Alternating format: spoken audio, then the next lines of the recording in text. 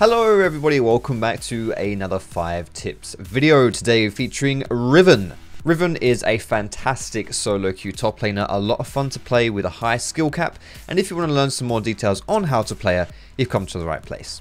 As with all of our tip videos, we won't be going over the runes or the builds since they're always changing, but luckily for you, Mobalytics is packed to the brim with up-to-date builds on all of your favorite champions. You can also use the Mobalytics app to automatically import these builds straight into your game. You'll find a link to both of those in the description. The first tip we're going to break down for you today is animation cancelling. Riven's kit is really quite dependent on this strategy in order to do the most DPS possible and to stack your passive as fast as you can. You can cancel a lot of your animations when you're playing Riven, and it mostly comes down to the way that you use your E. By casting your E at the same time as you cast another ability, you'll dash forward and use that ability at the same time. You can also do something called a fast combo on Riven, which is using various input commands to cancel those animations. These combos are definitely key to mastering Riven. And finally, triple casting your abilities. If all of that sounds a little bit crazy, don't you worry.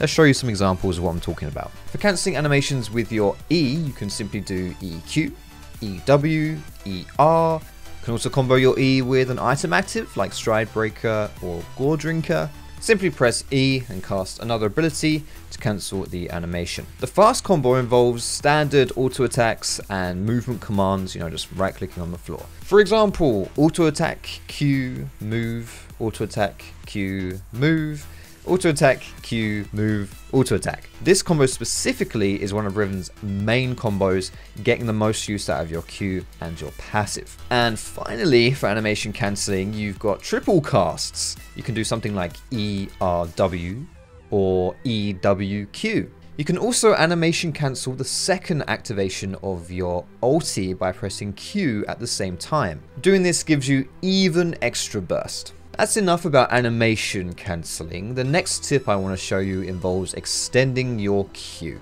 Riven's Q starts to go on cooldown after that first Q use. After that, you can recast it within the next 4 seconds for up to 2 more times if you don't mess up the timing. Because Q has a 13-second cooldown at all levels without ability haste, and your passive stays stacked for 6 seconds, if you use your 2 extra Q casts at the last second in that 4-second window, you have 6 seconds cooldown left on your Q after all 3 casts with 3 passive stacks up.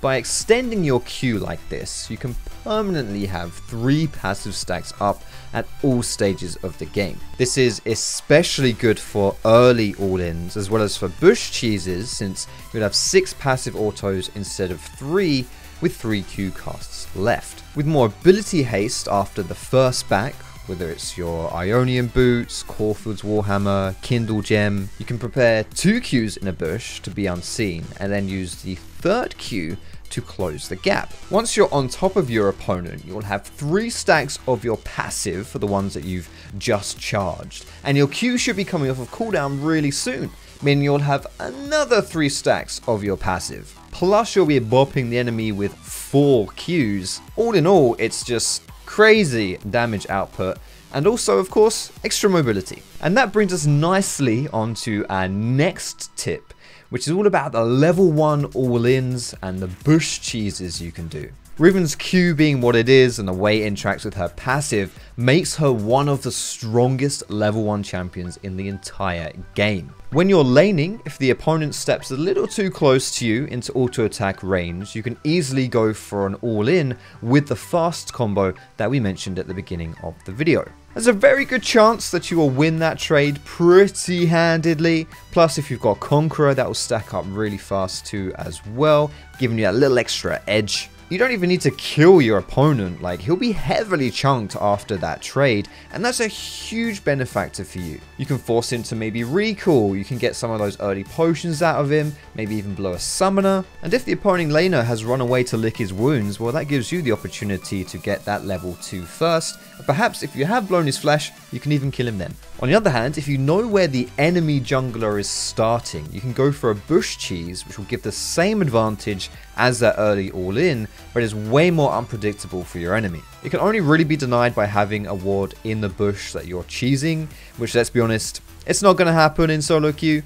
Or alternatively, they could just massively over-respect you and take the long way back to lane, which gives you an advantage anyway. Of course, both of these strategies are more effective if you've taken Ignite for that extra early pressure. The next tip we'll talk about involves your cursor placement and how it interacts with your dashes. You might think that when you press Q on Riven, it's just gonna cast Q and do its thing. I mean, yeah, sort of, but depending on where you have your mouse, it will do slightly different things. For example, your Q has different dash ranges depending on where you've hovered your cursor. If you have your cursor hovered over champions or minions, it will make your Q go up against them. But if you have your cursor hovered next to the champion or the minion, you can Q through them. That's obviously really pretty cool, because then you're positioning yourself behind the opponent, plus your knockup will actually hit them away from safety. All in all, it might seem like a small thing, but that's a huge positional advantage that will help you chase down your enemy.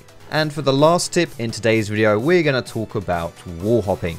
Riven has the luxury of being able to jump over most walls and corners in the game using your third Q. These wall hops can help you chase down your opponent or even run away from them. If you see a target over the wall, for example, you can just jump on them with your third Q and have all your passives stacked up, as we were talking about earlier in the video. The real key to successfully hopping over walls is the direction in which your character model is facing. If you're finding it a bit hard to line up Riven's model with a wall, because movement commands can be a little bit finicky at sometimes, then you can just simply use your E to redirect your position onto your cursor. Hopping over walls is a lot easier when the wall is thinner, but there are some thicker walls that you can still do this with. Thinner walls you probably won't need to practice too much, but the bigger ones, most definitely take them in the practice tool to really get that down. And that just about does it for our 5-tip video on Riven. For more information on builds for Riven and any other champion in the game, feel free to hit up mobalytics.gg or get the app. The links to those are down below. And if you want to catch up with some more tip videos, then feel free to browse our YouTube channel or check out the playlist that will be in the description. Thank you so much for watching. Have a fantastic day, and we'll catch you next time.